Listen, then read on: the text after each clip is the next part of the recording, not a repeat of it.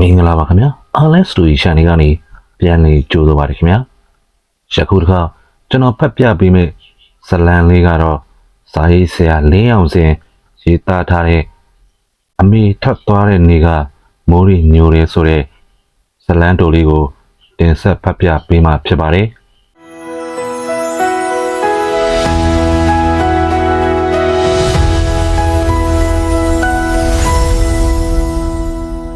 ကျွန်တော်ဖတ်ပြတင်ဆက်တဲ့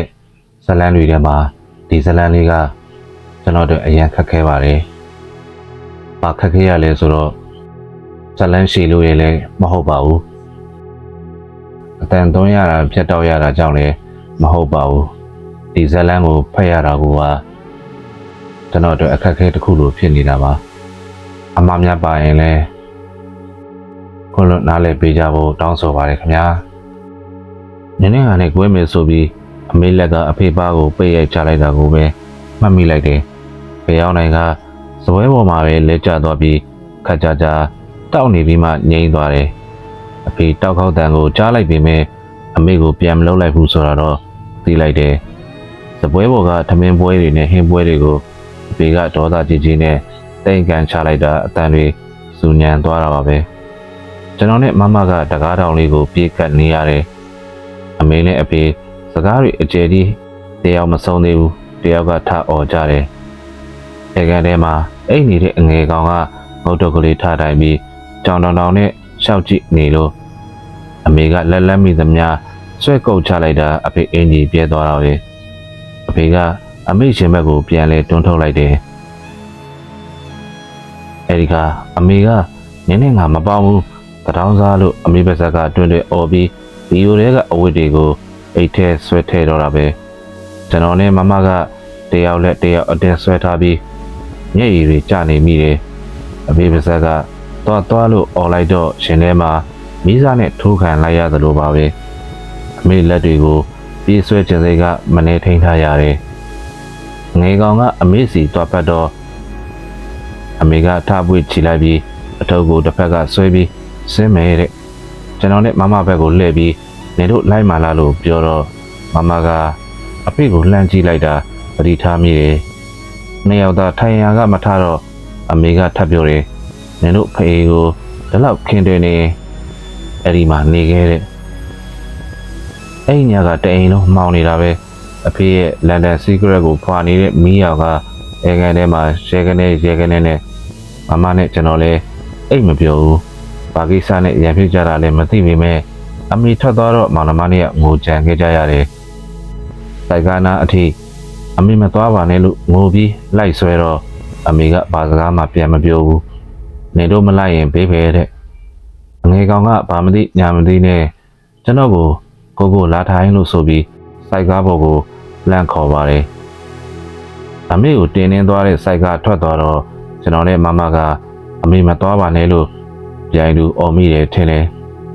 အငယ်ကောင်ကတော့တတာတွေပြလို့ပေါ့ကျွန်တော်နဲ့မမချန်ပီယံမှာအကြာကြီးငိုမိကြတယ်ထင်တယ်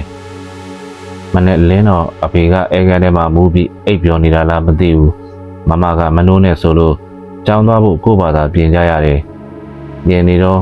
မမကကြောင်းမသွားခြင်းဘူးလို့ပြောတော့ကျွန်တော်ပါရောထောက်ခံမိတယ်ထင်တယ်မမကပြောတယ်အမေပဲသွားတာလည်းမသိဘူးနော်တဲ့အဖွားတို့မျိုးကိုဖြစ်မှာပေါ့လို့ပြောတော့မမကတရှုံရှုံနဲ့ပြန်ပြောတယ်ဘေးနဲ့အမေတကယ်ကွဲရင်ဘယ်လိုလုပ်ကြမလဲတဲ့ကျွန်တော်နဲ့မမကအိမ်မေးကရေကန်ပေါ်ကိုတက်ထိုင်ကြတယ်လေအေးလေးကကန်လေးကရေပြင်ကိုဖြတ်တိုက်လာတော့အေးနေတာပဲငယ်ကောင်လေးထမင်းစားရလားမသိဘူးနော်လို့ပြောတော့မမကအမေမှာပတ်ဆက်ပါမှာပါလို့ပြန်ပြောတယ်နင်သိလို့လားလို့ကျွန်တော်ကမျက်စာပြစ်ပြတော့မမကပြန်လဲပြုံးပြတယ်ညကအမေကိုလိုက်ဆွဲရင်သူ့စုထားတဲ့ပတ်ဆက်900အမေအိတ်ထဲထည့်ပေးလိုက်တယ်လို့ပြောတယ်ကျွန်တော်နဲ့မမပြိုင်သူရင်မိကြတယ်နင်2 week test ဒီနေ့စဖြေရမှာမဟုတ်ဘူးလားလို့မမကမေးတယ်ငါဖြေခြင်းစိတ်မရှိဘူးလို့ပြောတာမမကဘာမှဆက်မမေးတော့ဘူးအဖေကထမင်းအိုးတည်ပေးတယ်မိဖို့ကြောင့်တွေကနှစ်ဖက်နဲ့ပဲကြော်နဲ့ပဲသားဖားတွေနှစ်ပါးသွားကြရတယ်ထမင်းဝိုင်းကြီးကတိတ်ဆိတ်လို့ပဲအဖေကမစားသေးဘူးဆိုပြီးထွက်သွားတယ်ကျွန်တော်နဲ့မမလည်းတနေ့ကုန်လုံးအများကြီးမစားဖြစ်ကြပါဘူး နောက်ရဲ့ကျွန်တော်တို့ကြောင်းပြန်တက်ကြတယ်တညနေကျွန်တော်တို့ကြောင်းဆင်းတော့အမေအကိုနဲ့အမအိမ်ကိုရောက်နေကြတာတွေ့ရတယ်အဖေနဲ့အမေကွာရှင်းကြမယ့်နေ့ကိုလာချင်းတာတဲ့အဖေနဲ့စကားတွေထများကြတယ်အဖေကိုဦးကြီးကလက်သီးနဲ့ထိုးချလိုက်တာဘာကသွေးတွေပါထွက်ကြလာတယ်မမကမလုပ်ပါနဲ့ဆိုပြီးငိုရင်ဦးကြီးကိုဝင်ဆွဲတယ်အန်ဒီကြီးကကျွန်တော်တို့မောင်နှမကိုလိုက်ခဲ့ဖို့အတင်းခေါ်တယ်ကျွန်တော်ရောမမရောမလိုက်ဘူးညင်းတော့ကိုယ်တိုင်နဲ့ကိုနေကြဆိုပြီးကျွန်တော်တို့ကိုတွန်းသွားတယ်အဖေကသူတို့ကိုအတင်းမောင်းထုတ်ပြီးခြံကားပါတော့ပိတ်ပြစ်လိုက်တယ်မမကအဖေကိုအာဘူးထိုးပေးရင်မျက်ရည်တွေကျလို့အဖေပါကြီးကရောင်ခိုင်းနေတာပဲ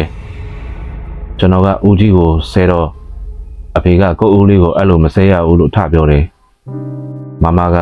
မျက်ရည်တွေကျနေရင်အဖေကိုအာဘူးထိုးပေးနေရက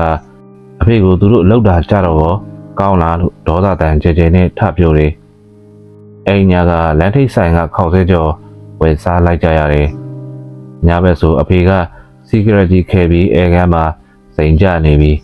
ကျွန်တော်နဲ့မမကစာတွေကြက်နေကြပေမဲ့အာယုံလည်းမရကြပါဘူးအဲ့ဒီတော့ကမမကတရားရေးတက်နေပြီတညမမအိမ်သာတက်နေတော့ကိုဖတ်တော့အဖေကိုသနာကြောင်းတွေရေးထားတာအများကြီးပဲအမေကိုလွမ်းချောင်းရောပေါ့တပတ်လောက်ကြာတော့ကျွန်တော်တို့တအိမ်ကျော်ကဖုံးလာတယ်လို့လာပြောတယ်သူတို့အိမ်က3953အထိုင်ဖိုးကြီးရှိတော့လမ်းထဲကလူတွေကအဲ့ဒီမှာဆက်ကြရတယ်ကျွန်တော်နဲ့မမသွားကြရင်တော့အမေရဲ့ဆက်တာဖိုးအိမ်ကစပီကာဖွင့်ပေးတယ်ဟိုဘက်ကနေအမေကငဆင်းကနေကောင်းလားသမီးလေးရောဆိုတဲ့အတန်ကြတော့မမရောကျွန်တော်ရောမျက်ရည်တွေကျလာကြတာအမေရောမောင်လေးရောနေကောင်းလားလို့မမကအတန်တုံတုံနဲ့မေးတော့အမေဘက်ကတော်တော်နဲ့စကားပြန်မလာဘူးပြီးမှမိုးတန်ကြီးနဲ့ပြန်ပြောတယ်ဘေးကထမင်းကောင်းကောင်းချက်ကြွေလာတဲ့ကျွန်တော်ပဲဆက်ပြောရတယ်မမကငိုနေတာအတန်မထွက်ရဘူးကျွန်တော်ပါမှလည်းမျက်ရည်တွေကစီးလို့အမေဘယ်တော့ပြန်လာမှလဲလို့မေးတော့ဖုန်းလိုင်းကတတူတူနဲ့ကြာသွားတယ်ဖုန်းရင်ကတီနူးကကျွန်တော်တို့ကိုကြည့်ရင်မျက်ရည်ဝဲပြီးပတ်စံမပေးနဲ့လို့ပြောရှာတယ်နောက်နှမနှစ်ယောက်ညနေဘက်ရထားလမ်းဘက်ကိုအခွေသွားငါကြတော့ဒေါ်တင်းတင်းဆွေဆိုတဲ့လမ်းထိပ်ကိုယ်ဆောင်ဆိုင်ကအတော်ကြီးနဲ့တန်တူတယ်ဟဲ့ဟိုကလေးတွေမင်းတို့အဖေနဲ့အမေကွဲလိုက်ကြပြီလားတဲ့မမကဘာမှပြန်မပြောခင်ကျွန်တော်ကတက်ခနဲ့ပြန်ပြောမိတယ်အမေကစိတ်ဆိုးလို့အဖွားတို့စီသွားတာပြန်လာမှဆိုတော့ဒေါ်တင်းဆွေကဘာမှထပ်မပြောတော့ဘူးကျွန်တော်နဲ့မမရထားလမ်းကြီးအတိုင်းစုံလျှောက်ဖြစ်ကြတယ်ဖေနဲ့အမေတကယ်ကွဲသွားပြီထင်တယ်လို့ကျွန်တော်ကပြောတော့မမကကျွန်တော်လက်ကိုကင်ပြီးမဟုတ်ပါဘူးမောင်လေးရဲ့လို့ပြောလာတယ်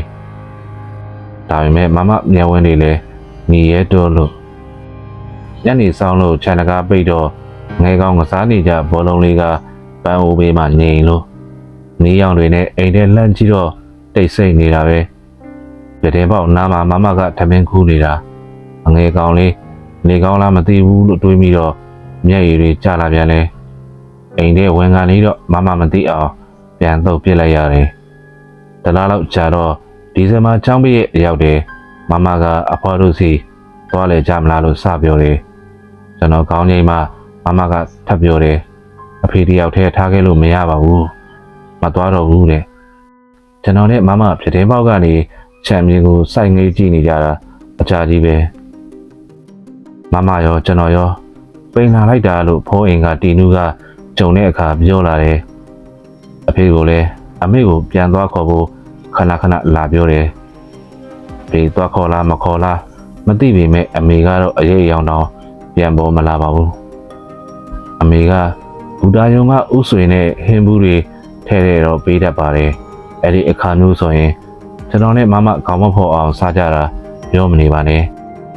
တညာအဖေကကျွန်တော်နဲ့မမကိုအဲကန်ထဲမှာခေါ်မိတယ်အမေကိုပြန်ခေါ်ပေးရမလားတဲ့မမနဲ့ကျွန်တော်အဖေရင်ဝင်နဲ့ပြေးဝင်ကြတယ်အဖေပြန်ခေါ်ပေးနော်လို့ပြောတော့မနေ့ကျရအောင်ပြန်ခေါ်လာမယ်တဲ့အဖေကိုမော့ကြည့်တော့အဖေမျက်ဝန်းကြီးတွေလည်းရဲတူလို့ညအိပ်ရဝင်တော့မမကတူတူလေးကပ်ပြောတယ်အမေပြန်လိုက်လာရင်ကောင်းမယ်ဟာတဲ့ ကျွန်တော်တို့ဆူတောင်းကြမလားမမဆိုတော့အေးတယ်ဖောက်ဖွားကလေးနင်းပြီးအခန်းထဲကနေကျွန်တော်တို့အပြင်ကိုထွက်ကြတယ်အိမ်တကားကတကြည်ကြည်ထမိတော့ပြန်ပြီးငိမ်ထိုင်နေကြရသေးတယ်အိမ်ပြင်မှာကောင်းကင်ကြီးကကျဲတွေစုံလို့အဲဒီအချိန်ကျဲတစ်လုံးထကြွေတော့မမကဆူတောင်းလို့ဟောပြောတယ်ကျွန်တော်တို့ငြိမ်ပြီးဆူတောင်းနေလိုက်ကြတယ်အမေပြန်လာပါစေပေါ့ဗျာအိမ်ပြင်ပေါက်ဘက်ကိုလှမ်းကြည့်တော့အရေးတစ်ခုတွေ့လိုက်ရတယ်နောက်နေ့အဖေထွက်သွားကြတဲ့ကကျွန်တော်ရောမမရောနေမတိထိုင်မသာဖြစ်ကြရတယ်မမကတန်မုတ်တွေရွတ်တယ်ကျွန်တော်ကအာဟန်လေးအော်ဆိုလို့မကောင်းဆိုးဝါးကိုနေမှအမေပြန်လိုက်လာမှရွတ်လို့မမကပြောတယ်ကျွန်တော်လည်းအများကြီးရွတ်လိုက်ရတယ်ညနေစောင်းတဲ့အထိအဖေပြန်ရောက်မလာဘူးမမကသတင်းပေါက်ကိုမေးတင်ပြီးငေးနေတယ်ကျွန်တော်ကစပွဲပေါ်မှာမေးတင်ပြီးငေးနေတာပေါ့နိုင်ကိုကြည့်တော့ညနေ9 နာရီထိုးပြီကလင်ဆိုတဲ့စိုက်ကားတန်ကြားလို့အိမ်ရှိကိုလှမ်းကြည့်တော့စိုက်ကားပေါ်ကနေအငယ်ကောင်ကလက်ကပြလိုက်လို့အမေလို့ကျွန်တော်နဲ့မမပြိုင်သူလက်អော်လိုက်ကြတယ်အိမ်ပြင်ကိုပြေးထွက်ကြတော့နှစ်ယောက်စလုံးဖဏမပါကြဘူးကျွန်တော်ကအမေဆိုပြီးပြေးဖက်တယ်မျက်ရည်တွေကစီးကြလို့ရင်ထဲမှာစိုးတက်လာတယ်မမကအငယ်ကောင်ကိုပွေ့ချီလန်းလဲမောင်လေးရဲ့သတိရလိုက်တာတဲ့အမေကကျွန်တော်ကောင်းကိုထိုးဖွားပြီးငိုတယ်အဖေကတော့စိုက်ကားပေါ်ကအထုပ်တွေတဲပြီးအိမ်ထဲကိုဝင်သွားပြီအမေထပ်ပြီးတော့ထွက်မသွားပါနဲ့တော့နော်လို့ကျွန်တော်တို့ကရွတ်နေရင်မျက်ရည်တွေကစီးမျက်စီးကြနေတယ်အမေကအေးပါဆိုပြီးဘေးကမမကောင်းကိုဖွားဖွားလေးကြိုင်ပြီးမျက်ရည်တွေကျလို့ဟုတ်ကဲ့ဇလန်လေးကတော့ဒီလောက်ပါပဲခင်ဗျာအားထောင်ပေးခဲ့ကြတဲ့ပြည်သက်ကြီးများအားလုံးကျေးဇူးတင်ပါတယ်ခင်ဗျာ